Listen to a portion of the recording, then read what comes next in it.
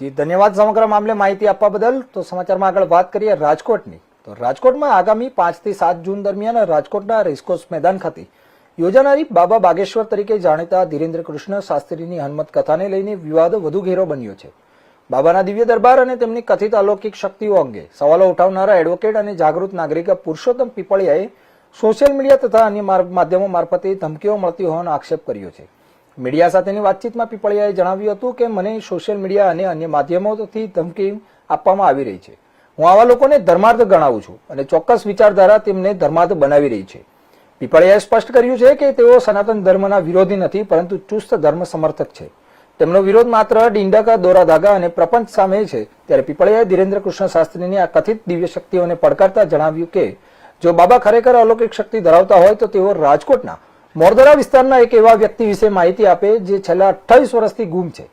જો બાબા આ બાબતમાં સાચી માહિતી આપી શકશે તો હું તેમને સાચા માનીને સ્વીકારી લઈશ. જોકે ધમકીઓ મળવા છતાં પીપળિયાએ પોલીસ ફરિયાદ નોંધાવવાનો ઇનકાર કર્યો છે.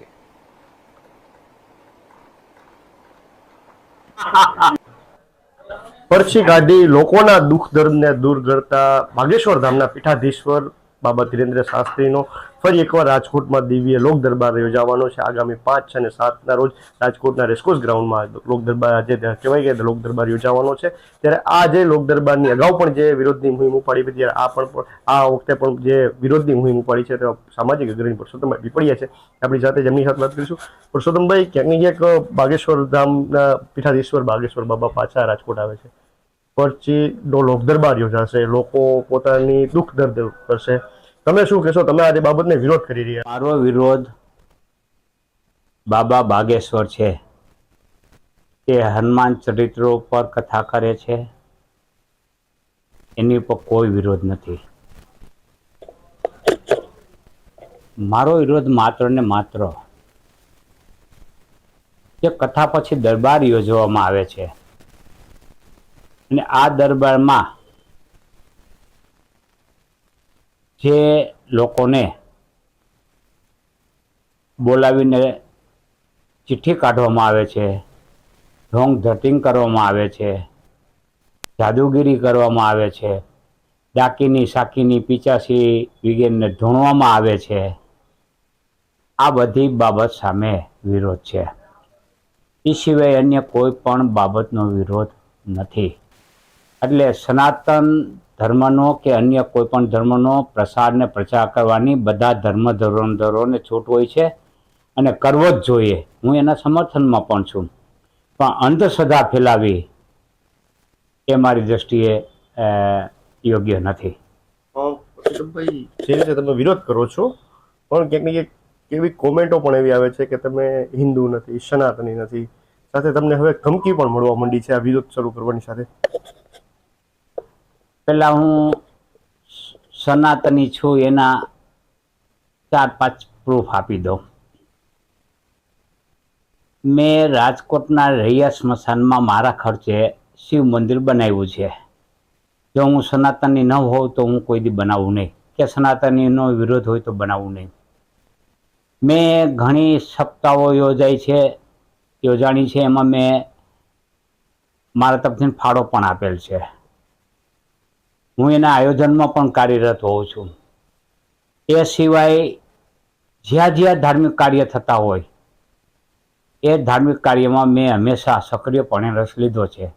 જો હું સનાતન વિરોધી હોઉં તો આવા ધાર્મિક કાર્યમાં રસ લઉં નહીં. આ બધું જગજાહેર છે અને મારા સોશિયલ મીડિયા ઉપર પણ આપને જોવા મળશે. પરસોત્તમભાઈ, જે કહેવાય કે અત્યારે ધમકી મળી રહી છે તમને, શું ધમકી કોને મારી છે, શું લખ્યું છે એમાં? કારણ કે આજે તમે વિરોધ કરો છો એના અંતર્ગત જ આ ધમકી છે.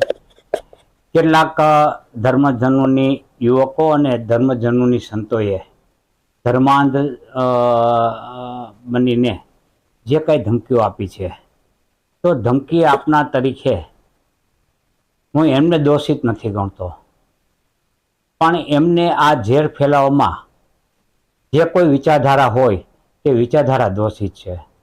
એટલે હું એમની વિરુદ્ધ જે યુવક છે એ કોઈ પણ ધમકી આપના વિરુદ્ધ હું કોઈ પણ કાર્યવાહી એટલા માટે નહીં કરું કારણ કે હજી એનું ઉજ્જવળ કારકિર્દી બાકી છે.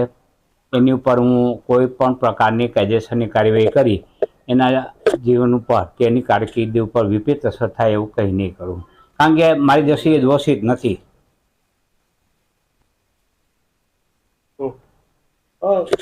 જે વસ્તુની વાત કરીએ તો તમે એક ચેલેન્જ પણ ફેંકી છે.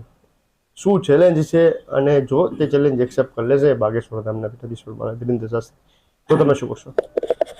મારી ચેલેન્જ કરતા વિનંતી છે, હું દરબારમાં ઓપન રાજકોટની પ્રજા વતી વિનંતી કરું છું, જો બાગેશ્વર બાબા રાજકોટનો મોહિલ મોહિદ્રા છે એ નામનો બાળક બાલ્યાવસ્થાથી કોઈ અપહરણ કરી ગયું છે, ગુમ થયેલ છે, તો એમનો હતોપતો આપે.